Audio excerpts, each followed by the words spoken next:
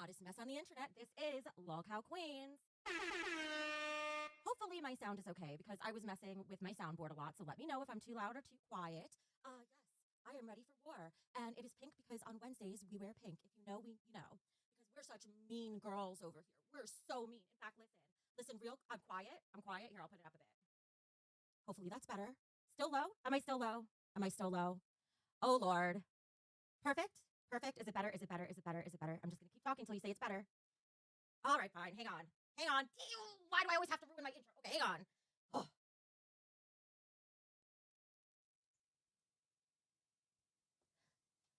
This should be good. Oh, that's really loud. That's loud. Okay. Are we better? All right. Anyway, listen. This is too good to wait. If I need to change it more later, I will. Now I'm too loud. Oh, for fuck's sake. Anyway, listen. If you listen really closely, you might hear a sound. Listen. You hear it? It's the sound of sweet, delicious tears from professional cry bullies, professional victims. Oh my God, they can dish it, but they can't take it. This is going to be the best episode of Queens ever. Yesterday was amazing too, by the way. Highly recommend that you check it out. Big Zebo 25 super chatted $19.99. Becky, get it together.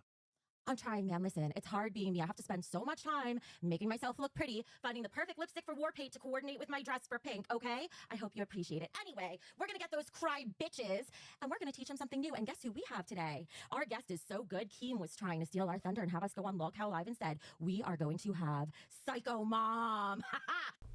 So we are back with lolcowqueen.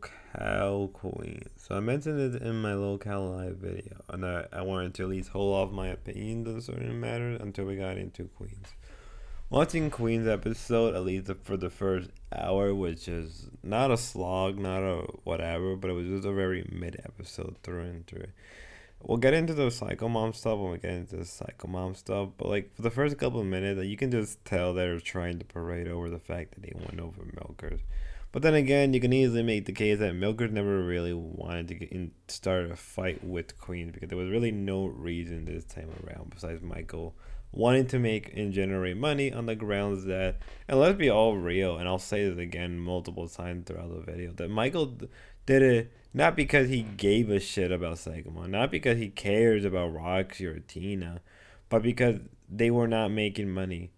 I already made a video about how Queen's numbers were either stagnating and that they weren't generating that many donations. I think if I were to check it out now and see where the current numbers are with Queens, we'll probably see where they're at now. And I think that's generally what my point is that they're doing this because they haven't been making money. How do you make money? Well, it's the start of the drama between Queens and Milkers. That usually makes a lot of money because so many people within Queens do not like Milkers, right? And that's how you unite the two groups. Because before that, for the last couples, like let's say right after the streams, right after Fat Camp, it wasn't like they weren't making money. But it got to the point where it was just unbearable that it was constant fighting between Tina and Becky. And this is funny enough with a drinking stream on a Wednesday, right? Now, obviously, I'm not going to really harp on that because Milkers does the same. But it is kind of funny that Tina, who's, Tina straight up said she'd never drink again. And then she starts drinking throughout the stream. And really, I only really watched the stream for the Psycho Mom stuff. And even then, it was just stuff that really who cares, right? To them, and I think just really the Psycho Mom, it's just trying to get a one-up against the Milkers. And really, just the overall feeling, and I think I'm not the only one, especially who's a detractor. It's just like the day when Queen finally goes under would be a beautiful day. How can that big bitch be scared of that little motherfucker? She can sit down and break me out. Here we go. Here, wait, I'll put her over. Wow, I already feel that shot. What the fuck? This is going to be a difficult stream. Okay, we got Fat Chucky and Fatter Roxy. There we go. I think that's good. Don't you? There you go, yes. Roxy. But how come the question was never asked, though? Through it all. What question? Why did Flavor go into Psycho Mom to say, Roxy doesn't realize this, but it was Bombshell, not you, Psycho Mom? So who's playing who here? I see a lot of players, but they're all going off center. They're going off everywhere. And Flavor, you know why I talked about your husband? Because he's your ex-husband. You know why your kids being talked about? Because they're grown. Adults. Not little ones. I wanted to add this in because it's interesting to see how they're mocking and making fun of Roxy when she was fat. At the same time, right? At the same time, you have two overly fat women who could barely take care of themselves. On one hand, you have Becky who does not clean her room, who doesn't really do anything, and is known to just laze around and just get down, if you know what I'm referring to, right? And use and try to make any excuse, whatever, for her behavior in the way she is. It's just a fat person. On the other hand, you have Tina, who literally lost a leg because of unhealthiness. Now, from what I understand, right, it was mostly because of something with gangrene or something. I don't really believe that, but if somebody wants to correct me on that part, go ahead. But then again, a lot of fat women generally do lose their legs because of unhealthy conditions, but also because of their health generally is poor, because a lot of them are very fat to begin with. So it's just pretty funny to see that you got two fat ladies who are mocking a previous fat woman who's now skinny.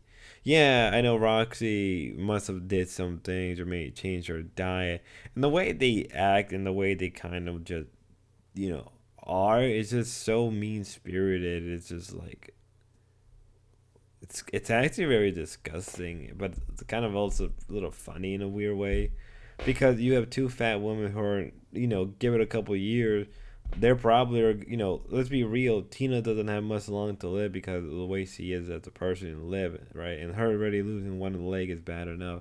Meanwhile, if it is true about Becky's arthritis, I think I said that word wrong. She doesn't even have any much longer than even Tina does. So it's just very funny, right, to see that you're making fun of a previously fat person that is skinny. It's a very fat person mentality, right? Right. Yet it really kind of proves why a lot of people don't like fat people.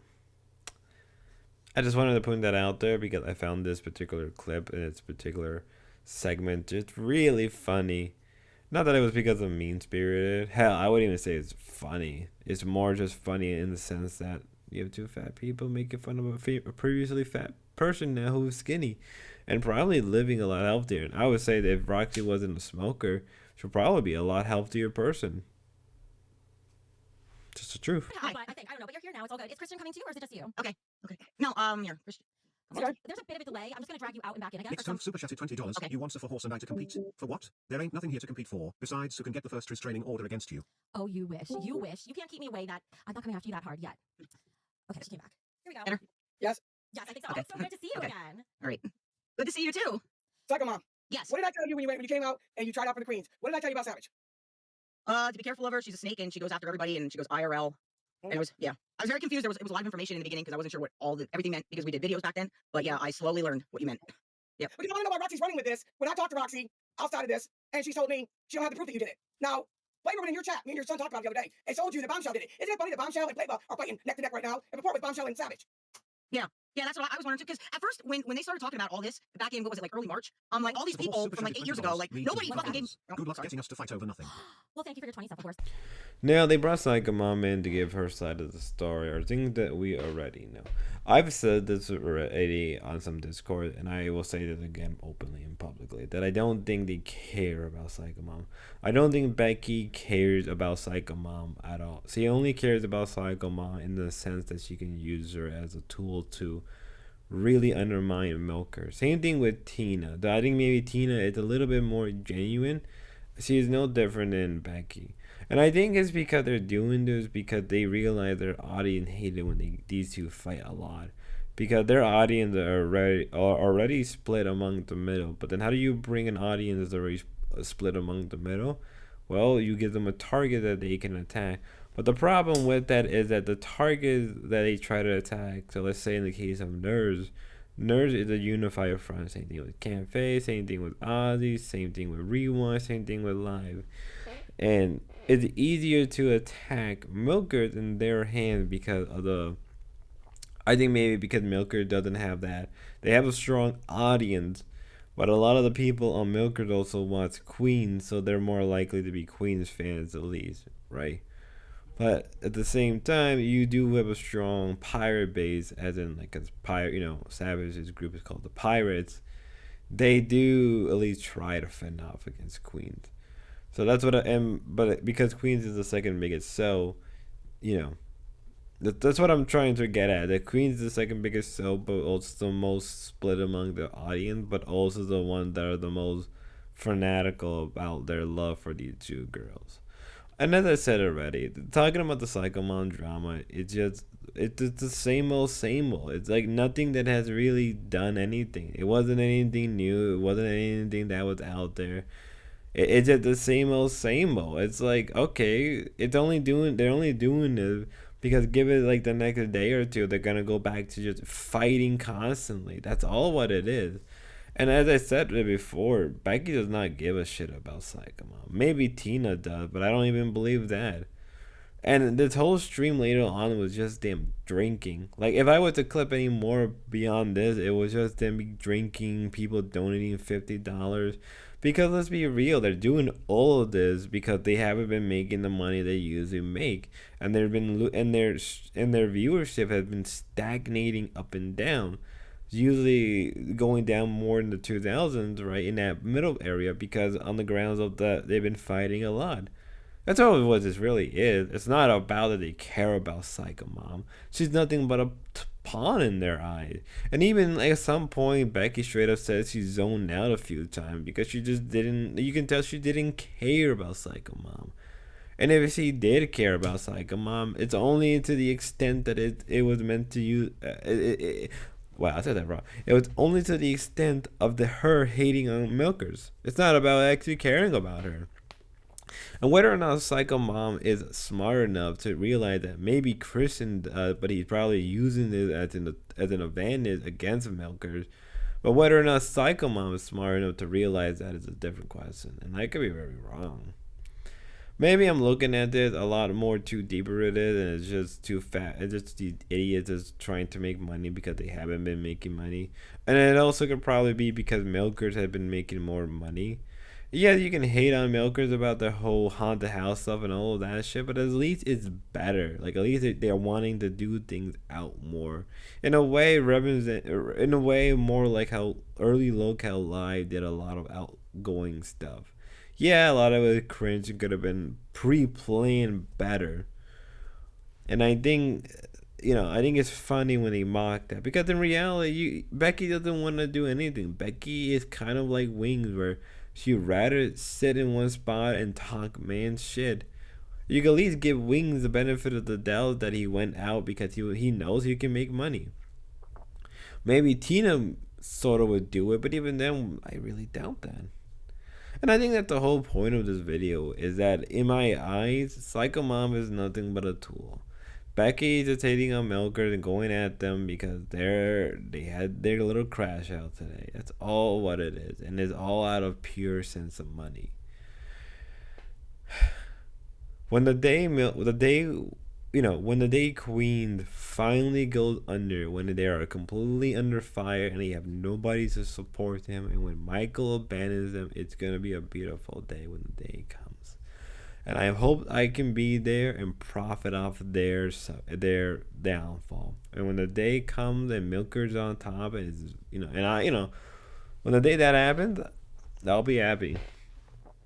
But till then, y'all, be safe and God bless.